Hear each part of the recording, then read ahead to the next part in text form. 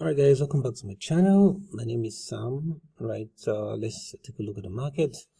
So Bitcoin is at $50,000 after falling down below $50,000 just a few days ago, and hope you were able to scoop some Bitcoin. And Ethereum is just $500 away from getting about, okay, that yesterday it was $500, but today is around $700 away from hitting $5,000 per coin. And remember our prediction that Ethereum is going to hit $10,000 in about a year's time. Right, so the market is looking pretty stable and going sideways. Let's take a look at trading view. All right, so this is the Bitcoin Cash we analyzed yesterday. This right here, this line right here, 475, has turned out to be a support for Bitcoin Cash, right? And this is a lower support. It has broken the support. Hopefully we don't get a support around 360. That's not what we want, but expect Bitcoin Cash and Bitcoin to still be going sideways a little bit, and then to 520, 600, then a new all-time high. So taking a look at Bitcoin, let's take a look at the Bitcoin chart and see what it looks like. So Bitcoin, if you've been following our charts, you know we drew this line a long time ago, and Bitcoin just fell right into the support line we drew a very long time ago. Right, so it fell to this point and then came back here. So as you mean, you bought one full Bitcoin here and then you sold, and somewhere around here you made over $6,000 gain in less than a week. That should be well over 10%. Hope my math is okay. Yeah, over 10% gain in just a such period of time. All right, so I expect it to go sideways a little bit. I'll probably even come down to 48, right? But definitely we're going to be going back to $57,000. Well, let's take a look at the news. So Fidelity and Nexo are entering institutional lending market, right? So just in case you've not been in the crypto space for a while, so Nexo is a crypto lending platform where you can borrow, where you can lend assets, right?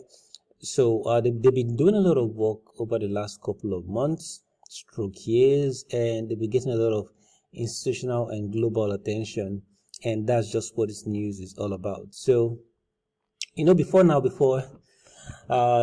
take money from the bank, maybe something like a loan, you have to do a lot of paperwork. You have to, you know, the paperwork and the process is just way too long. And then with the use of crypto and blockchain, getting loans from the bank is now way easier. Less or no paperwork at all. You do everything from the comfort of your phone, no matter where you are in the world. No barrier. So that is what the news is all about, and it's good news for Texas. And today we have so many Tezos news. Now, Tezos is a cryptocurrency I have in my portfolio. If you don't have, you should get some Tezos for yourself. So Tezos blockchain records 70% increase in energy efficiency in 2021 PwC reports. So let's take a little read around there. Tezos, a privacy-focused blockchain network, released its carbon footprint report from PricewaterhouseCoopers Advisory SaaS, a French firm of the PwC network. The PwC net report reflects drastic improvements in energy efficiency for Tezos, both in terms of reduced carbon footprints and lowers energy consumption. Just in case you're not aware, this is one of the biggest issues that Bitcoin is facing, because as you can see, it's even racing like here, right here rather. So Bitcoin uses a lot of energy, likewise Ethereum, and that is why Ethereum is moving away from proof of work blockchain protocol to proof of stake, right, so as to save some energy. And there is absolutely no plan for Bitcoin to upgrade anytime soon, leaving proof of work. I doubt that is going to happen, because most of the Bitcoin whales love Bitcoin as it is. You see? Anyways, that's the Tezos reducing energy consumption level news. So let's go to some other CIA news. CIA director says agency currently has a number of different projects focused on crypto. Let's take a read. I'll just read a quote from here. My predecessor has started this, said Bonds, likely referring to the actions of former acting CIA director David Cohen. They had set in motion a number of different projects focused on cryptocurrency, trying to look at second and third other consequences, as well as helping with our colleagues in other parts of the US government, blah blah blah blah blah blah blah blah blah. The whole news here is that CIA is looking into crypto, and whether I like it or not, crypto is not going anywhere anytime soon, right? These guys have been trying to find crypto for a long time, but the truth is that at the end of the day, they will just see crypto as a digital asset, right? And banks are going to tell you, hey, people, you can keep your crypto with us in the bank. That's what's going to happen at the end. Because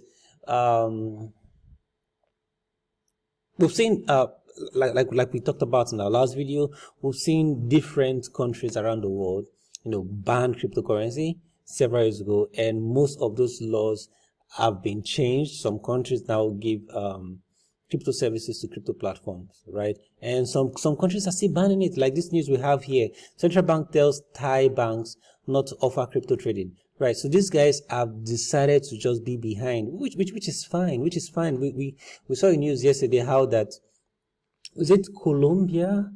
A bank in Colombia is not offering crypto services. It's going to happen, right? Some countries and some central banks around the world just choose to close their eyes to innovation and improvement that is going on in the space. And the thing about crypto is crypto don't care, because crypto is money for the people, by the people. That sounds like a democratic statement, but it's true. Crypto is money for the people and by the people, right? So until and unless these guys, right, realizes that, hey, crypto is not going anywhere anytime soon, that is when they're going to stop doing all the shit they do right now. Moving on to some Terra news. If you don't have Terra, you should buy as much Terra Luna as you can, right? So Terra Luna is a cryptocurrency. Now let me see if I can pull up the price a little bit. So this is Terra on CoinMarketCap, and Terra is always getting bonds. That means every now and then they're always destroying some amount of Terra, which reduces the circulating supply, right? And that is one of the reasons why I'm holding Terra. Now, obviously, let's see all time. So as you can see, the price has gone from 0.7 per coin to about what's current price, $67 per coin, and I expect this to hit $200 by the end of next year, before the end of next year actually. So Terra is always getting bonds, and whenever Terra is bonds, right, Luna is created, or should I say, most times when Terra is bonds, when Luna is bond, UST is created. That makes UST more decentralized than USDT, or that is backed by actual fiat in the bank. Although we don't have physical proof for that, but we just believe for every USDT we have in the market, there's an equivalent amount of US dollar in the bank backing that USDT. But what I predict as an analyst is that in the next couple of months, we're going to see more UST trading pair than USDT, because UST is permit me to say it's decentralized, because it is gotten out of Luna, right? And which is a very genius idea that these guys they made, right? So get some Luna, and of course it's not a financial advice. Don't come saying tomorrow that, hey, Sam told you to get Luna and Luna went up and now it's down to zero and then you've lost all your money, right? So cryptocurrency is a very risky ecosystem. You can lose your money at any time, right? So get a financial advisor to guide you through. Australian government gives nod to 6 world leading crypto reforms. Let's take a read. Where's the quote? MD, I can pronounce that, quoted in the AFRO on crypto regulation. The article includes a helpful summary table of the government's response to recent crypto proposals, signaling the path forward on regulation in Australia. The only reason why the government wants to regulate crypto is, according to them, they're trying to reduce crime and reduce money laundering. but in real sense, they're looking for a way to have their own cut of profit in the market, because if you make losses, they're not going to come tax the losses, right? And having crypto tax and crypto regulations is one of the ways to increase crypto adoption, whether you like it or not. So in our second to the last news for the day, EMSO mounting vampire attack on 6 crypto index. I'm not going to read this article because I read it and I don't think it's something you guys want to know about just for now. So I'll go to the very last news about Iceland. So Iceland cut power to new Bitcoin miners, and we talked about energy earlier on. Bitcoin uses proof of work, that consensus algorithm, which uses a lot of energy, and that's one of the biggest advantage Ethereum is going to have over Bitcoin, which will make it really easy for Ethereum to flip Bitcoin in terms of market capitalization. And a day or month or year that happens, there's going to be huge issues in the market.